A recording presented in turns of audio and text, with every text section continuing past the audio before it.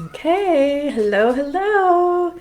We're officially live, and I am Astra, the Money Mage, and I work with the healers of Earth to help you release money blocks and ignite your money magic for more prosperity and money flow in your life and business.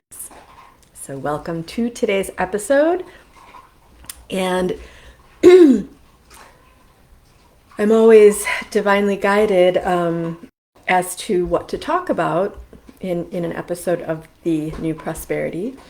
And this morning I received the divine message, it's Money Blocks Awareness Day. And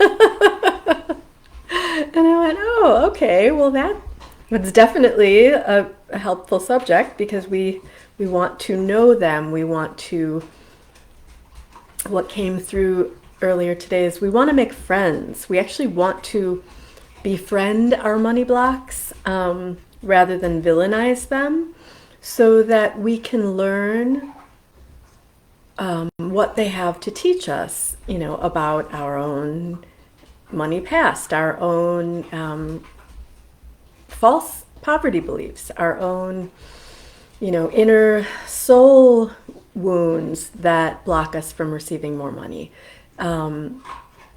These money blocks hold messages for us, right? And they are here as teachers.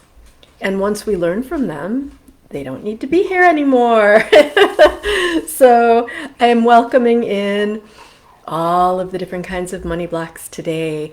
And I spent some time doing a little inner meditation on what wants to call itself the pantheon of money blocks. All the different types of money blocks that we have to. My dog is seeing, I think, lights moving from the sunlight coming in the window. He likes to chase shadows and light on the floor. And tries to do it on the wall too, but that doesn't work as well. So, yes, I was divining many, many different types of money blocks so that we can really go in deep today and get some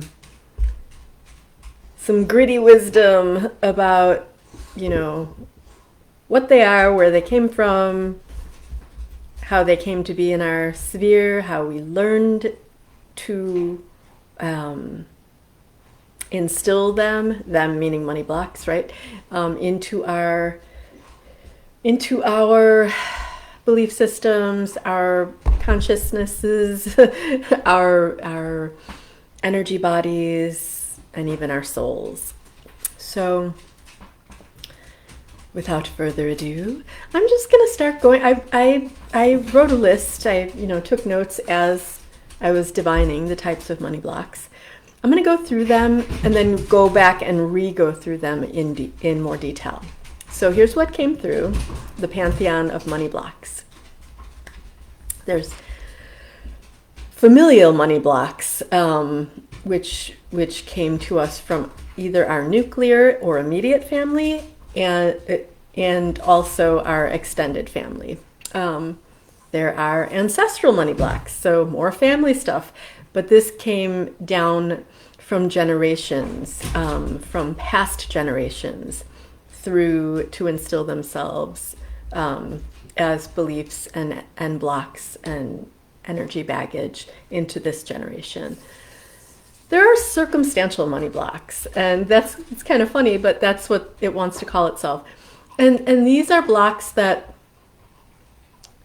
like, maybe we'll just, be going through our day and we'll hear someone say something in passing, or we'll be watching TV and someone on a show or a commercial will make some sort of statement or act a certain way when it comes to money.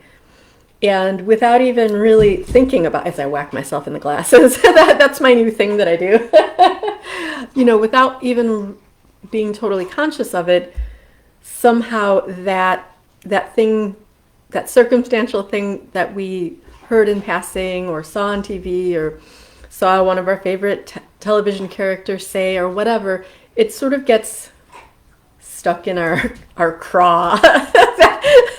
That saying always cracks me up. It's so funny. But yeah, it sort of just gets, stuck up in our sphere of being somehow, and we're not even totally aware of it. But it sort of infiltrates, into our own set of beliefs, or our money energies, as it were. I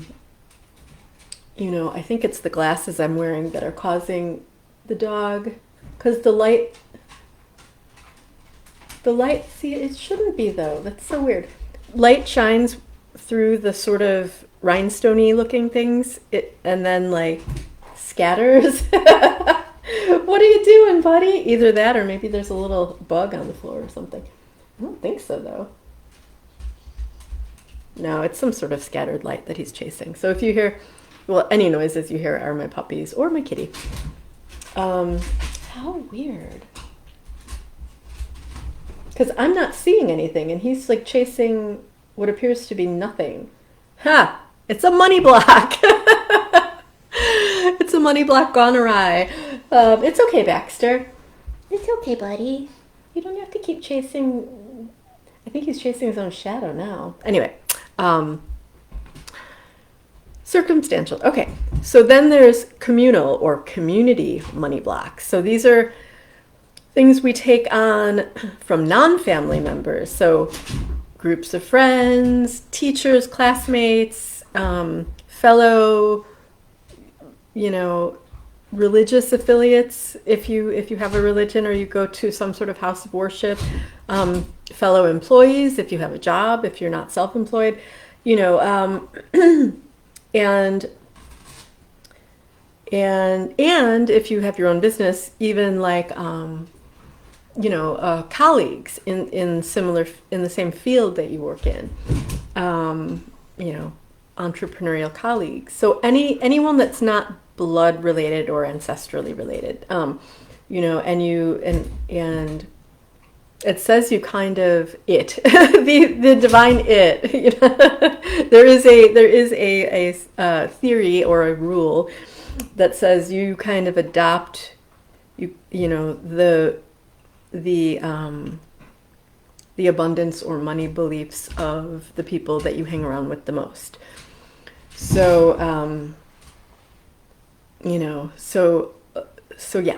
So either that could be helpful, and it could also be not helpful at all. So another type of money block is a money block from a past life.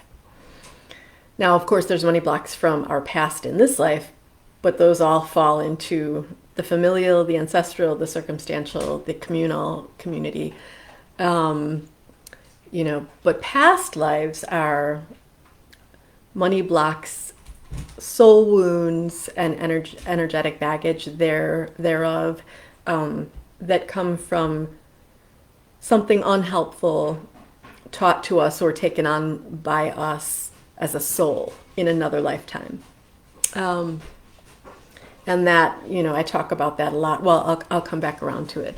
And then the last member of the pantheon that wanted to come through was class.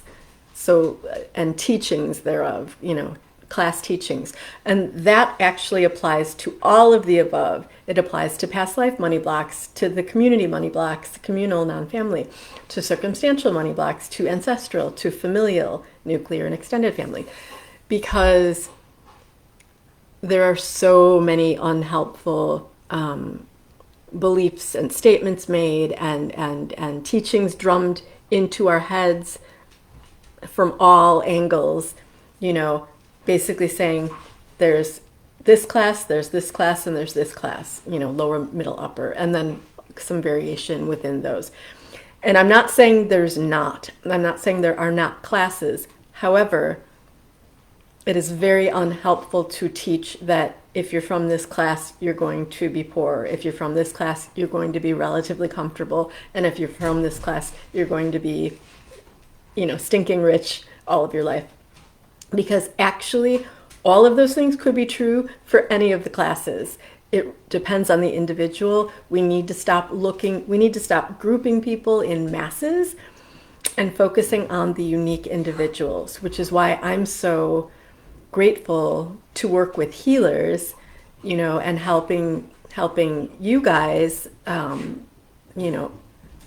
alchemize your money blocks and beliefs from heavy to light, because you're the ones that are going to go out and work with your tribes. And so it's like I'm like a pebble dropped in the pond, having the ripple effect for you guys, and then you guys go out and have the ripple effect for your tribes, and then they go out and have the ripple effect for their tribes. We need to get rid of the barricades, the energetic barricades between classes, and teach across the boards that you can create what you desire, and not only can you, but you deserve to have your true heart's desires. You are a divine creator, born into a human body. You get to write or rewrite your story every single day. You can start fresh at any moment in time. And really, only a tiny portion of people are teaching this. And so only a tiny portion of humans are learning this and, instilling this into their way of being and manifesting this in their lives. So, yeah, don't get me started. No, do get me started. That's what I'm here for. So I've been on my notes page here, so I don't know what's happening over in the live. Oh, good. We're still live. It's not kicking me off as much anymore, which is really good. Okay, taking a sip. Okay. So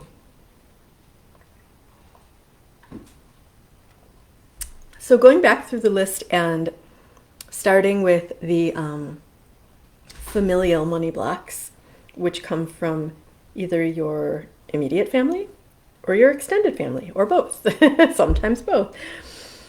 And, these can come in many forms. It can just be sort of like a general energy that, maybe your parents had a certain energy around money that they would get. They would either go quiet when that subject came up, or they would yell when that subject came up, or they would get a certain look on their face, like disappointment or bitterness or frustration or anger, or when that subject came up, subject of money, if I didn't mention that already. The guys, they're chasing the cat around. The dogs are chasing the cat.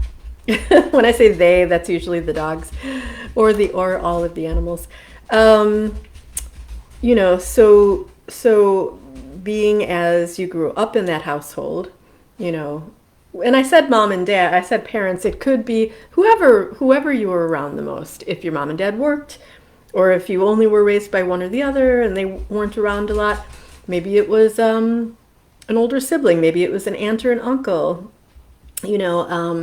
or if some people are raised by their grandparents or one grandparent, but whoever it was, it doesn't really matter. They learned it from their ancestors and their community and their past life blocks. I mean, it's like, if I start really thinking about it, I feel like I need a giant, I was going to say a shovel, but more like a, is it a steam shovel that you sit in the vehicle and you operate it mechanically, and it's like this giant, like if you're breaking earth before you build a new house or a building.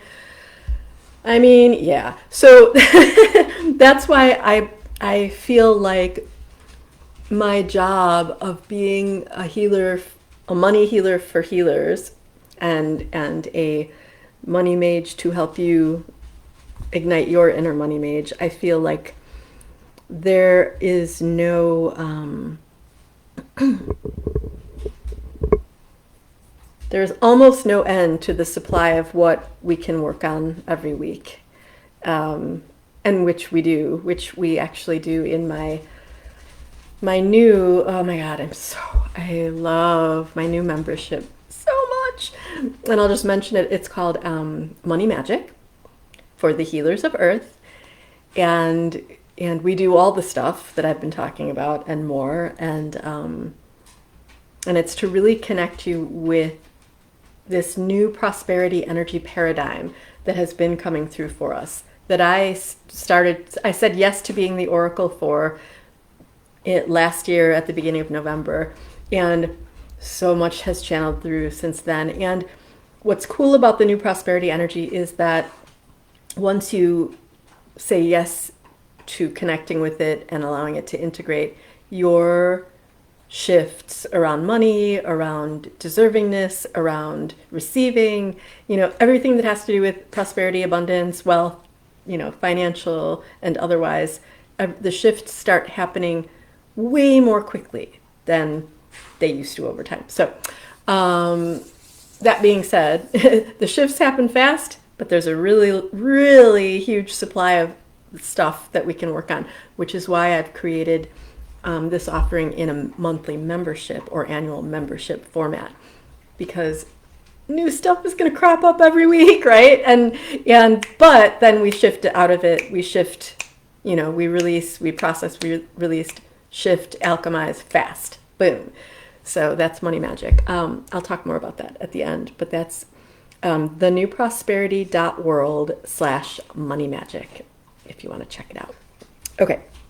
So familial. Okay. So yeah,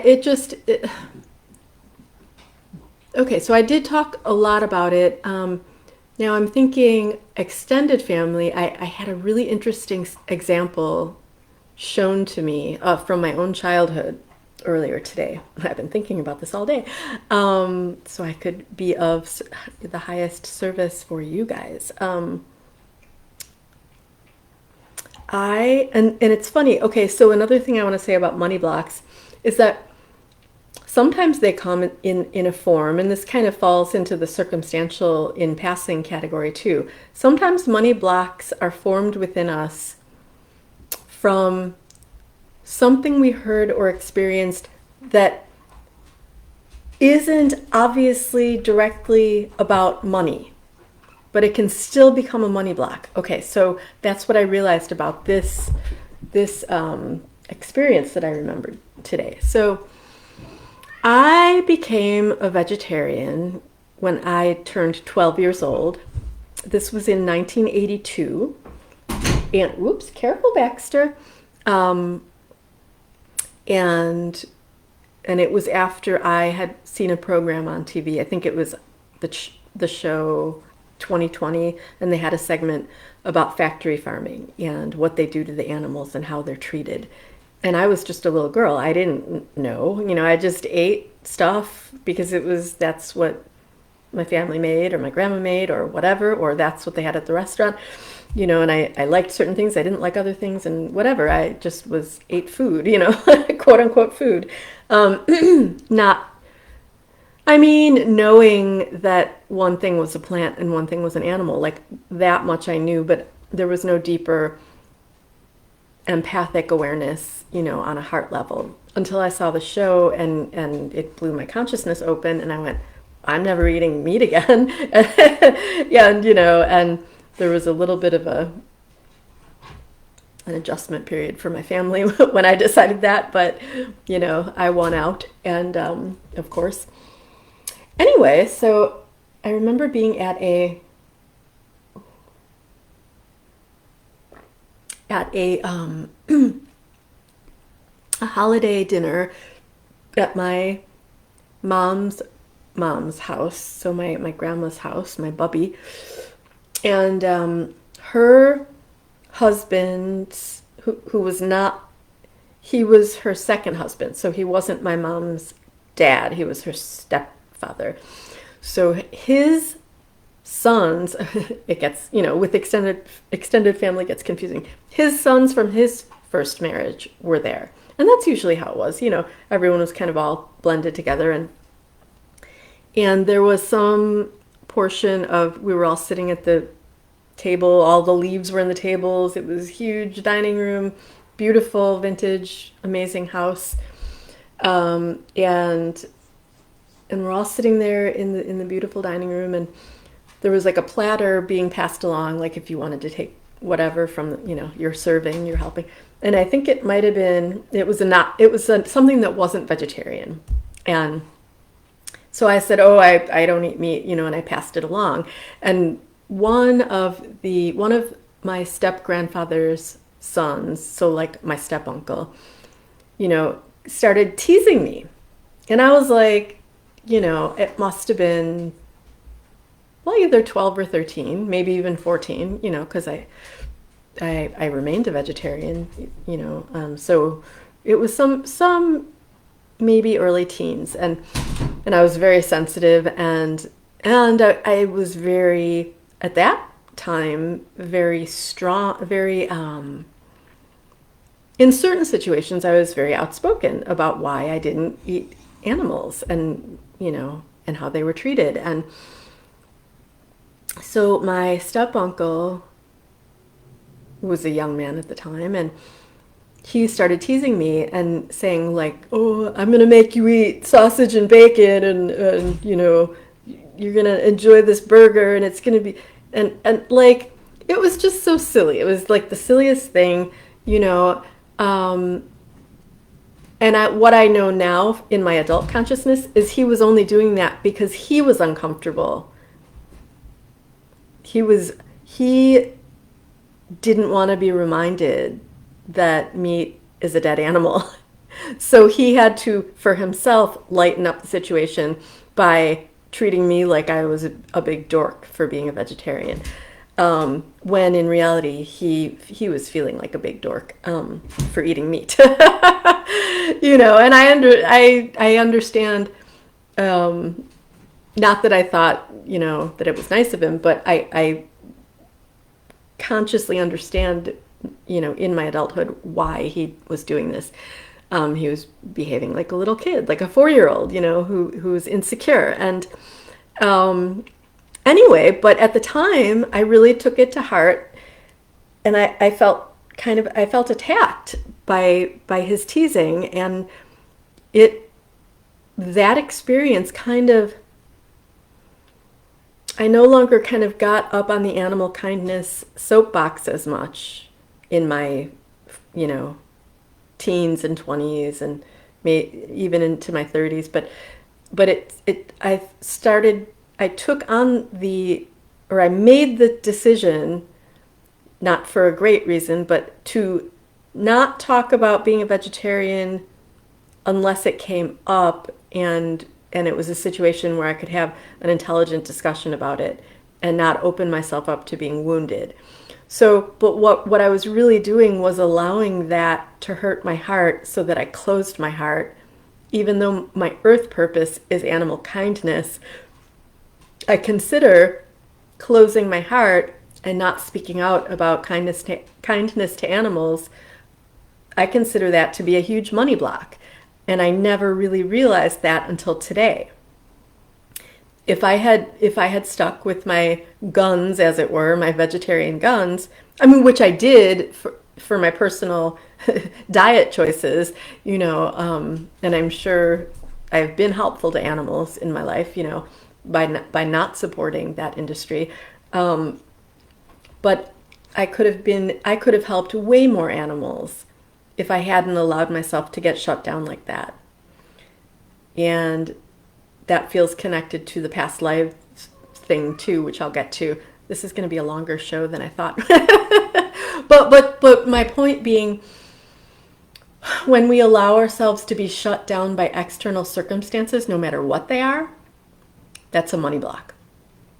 Because if we're shut down, if we allow ourselves, or we shut ourselves down due to something external, then we're not fully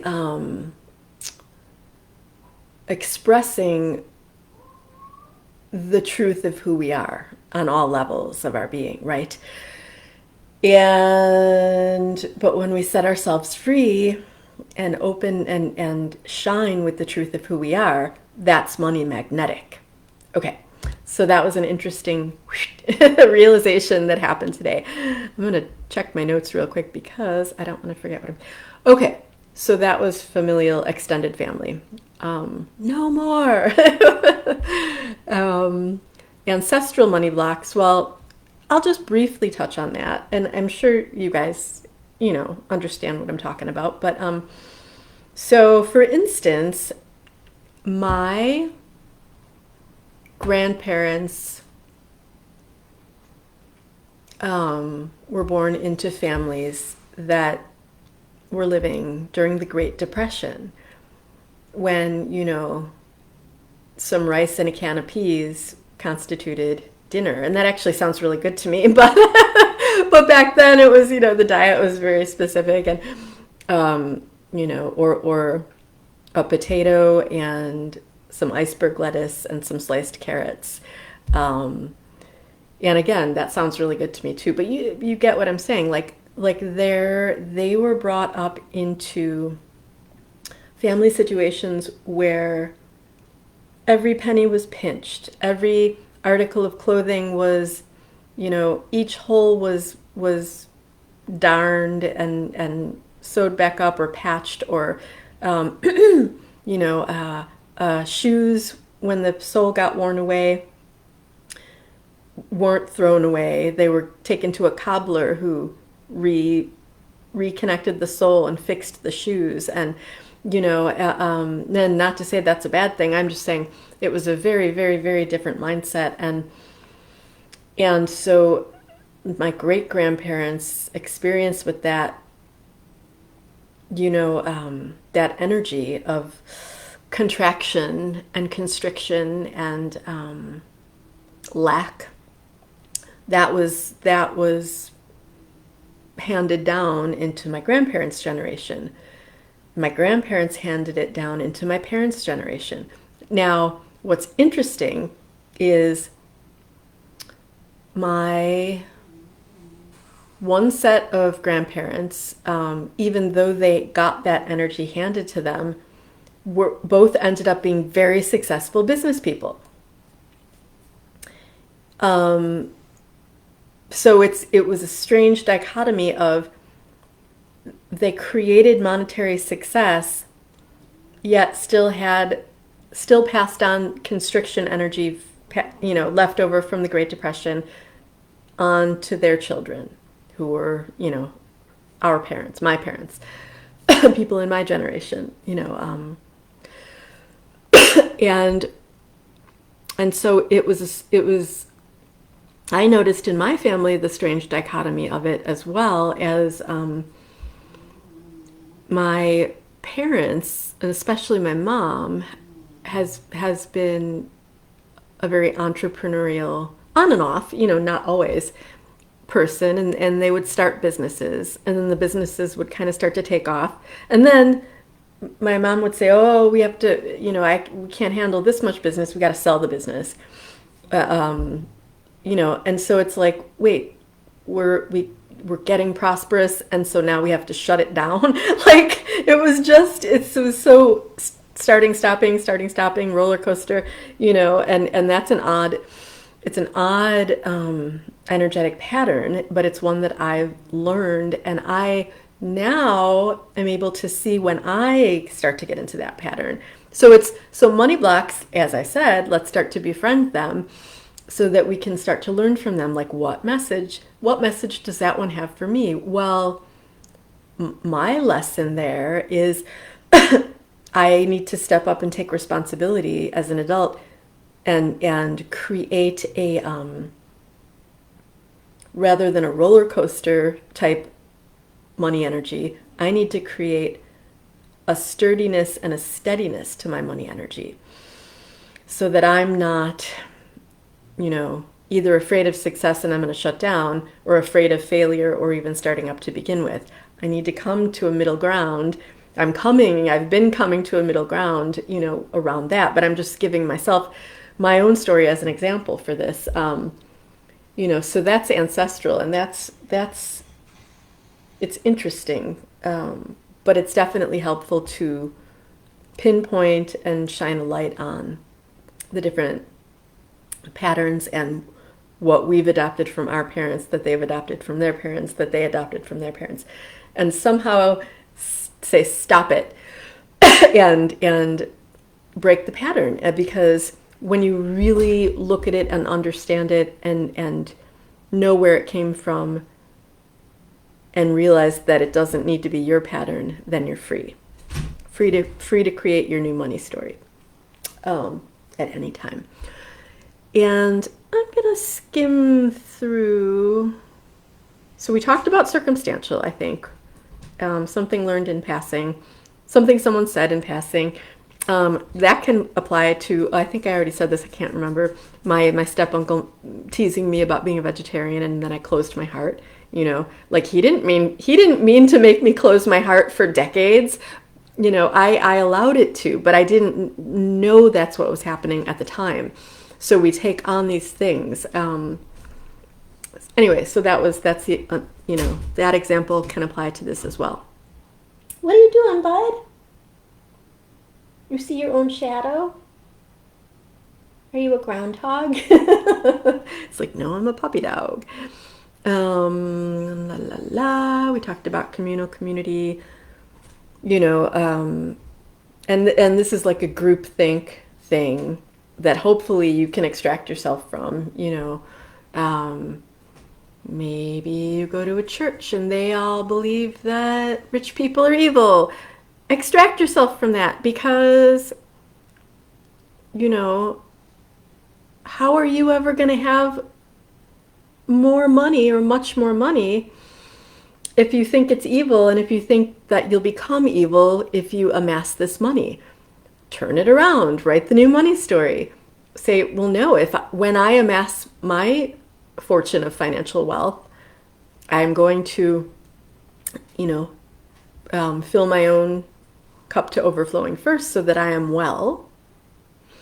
I'm going to help my loved ones, to be as well as possible. And I'm also going to be a philanthropist and help a cause I believe in, so that cause can become more well. Like, obviously for me, it would be helping more animals. Not would be, will be. I have already helped a lot of animals, so I should say that is my philanthropic mission. That's another thing. It's a money block to say, if I had money, then I would be doing this. No. Say, when I have money, I will be doing this. And then think about how you're already doing that. So bringing your financially wealthy self into your present moment so that you can feel what it's like to be that now. I've already helped thousands, if not millions, of animals. I am a rich and wealthy woman. And I laugh, but I'm this exercise, it's a really powerful, energetic exercise. I laugh because I always laugh, because it's fun. I make myself laugh. I think I laughed because I waggled my eyebrows up and down, and it made me giggle. So, okay, back to the, but I digress. No, I don't. Ooh, okay, so the past life thing, you've already heard me. If you don't know me yet, you will know this now. If you know me, you've already heard me talking about this bazillions of times. But being the magical healer, witchy people that we are, we've all gone through several past lives as a witch, a shaman, a healer, a spiritual messenger. And in those past lives, we were ridiculed and banished from our communities and punished and tortured and imprisoned and killed for being our empowered, magical, witchy, shamanic healer selves. So if that's not a money block, I don't know what is. So that's, when I cough, it's a release of energy. And I just, this past year, 2022, I went through several months of the release of my entire witch wound. It was horrifying to go through, but I'm really glad I did it, because then it opened me up to being the oracle of the new prosperity for our healer tribe. I couldn't have done this had I not healed from the major witch wound that I was carrying from so many centuries of being hurt and tortured for being my true empowered magical self. So there's that. Um, there's other past lives that, sometimes past lives as a nun or a monk where you took a vow of poverty can come in and affect this life. I feel like for our tribe that one was sort of healed about over 10 years ago. We were working on that one at that point. But who knows? There could be some straggling past life energies around that. There could be straggling past life energies around being very wealthy in past lives, being royalty in past lives, and maybe because of your wealth in those lifetimes, maybe you were isolated. Maybe you lived alone in a mansion or a castle, and your family was there, but you never got to see them. And maybe you didn't, maybe you were a knight or a lady or a prince or a princess, and you had all these beautiful, lovely things and lovely surroundings, but you had no real friends because they weren't in your class, right? That's another thing about class.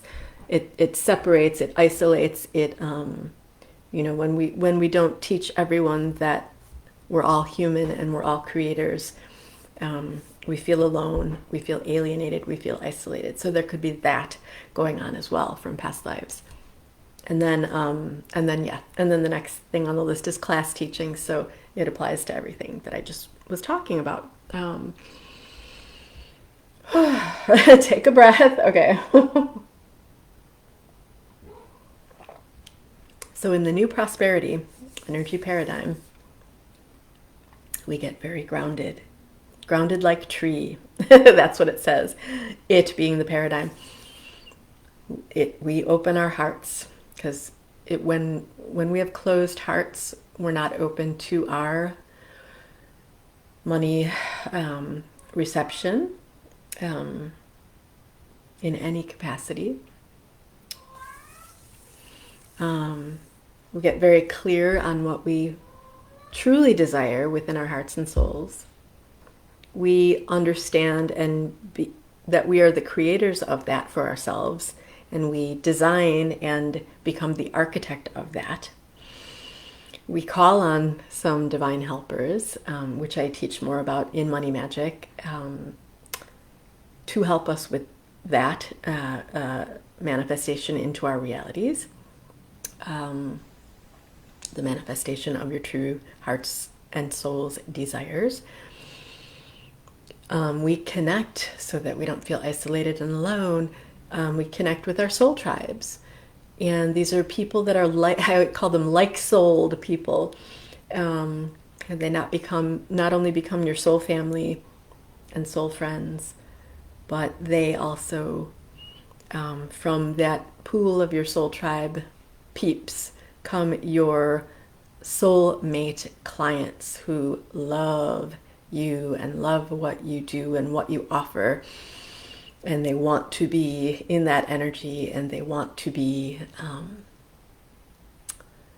with you. They want to be, learning and integrating what is coming through you as a divine creator and channel. And then we allow money flow in and out and in and out. And these are the aspects of the new prosperity energy paradigm. They call themselves the star points.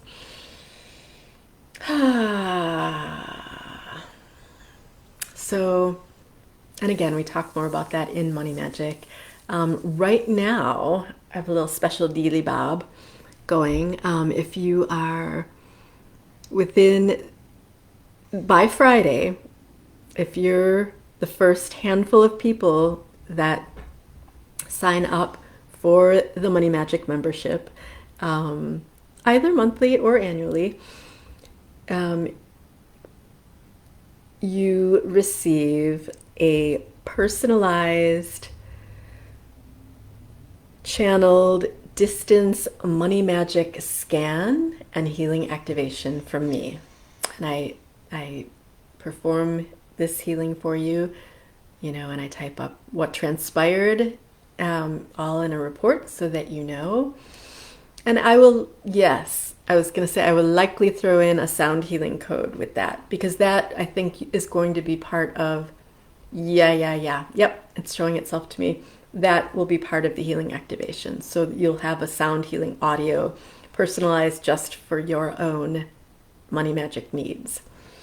So the next handful of people who sign up before Friday receive this gift from me. It's valued at $555, and I'm excited to perform these new money magic healings for you guys. So the way to sign up, I think I have it on cue to put, oh no, I thought I had it set up so that I'll type it in. It's thenewprosperity.world/money magic. There we go. thenewprosperity.world/money magic. So I'm excited. And I would love to hear from you guys how this channeled teaching of the pantheon of money blocks, how this has gone for you, and any ahas you've had. I think I sort of started the beginning of a whirlpool of a bunch of stuff that can, that will now be, shaken up from everything I've talked about today. This is the longest show that I have recorded in a long time, but there was a lot to talk about. So, all right, you guys, I'm excited to hear how this has gone for you. All right, I'll talk to you soon. Take care and much love to you.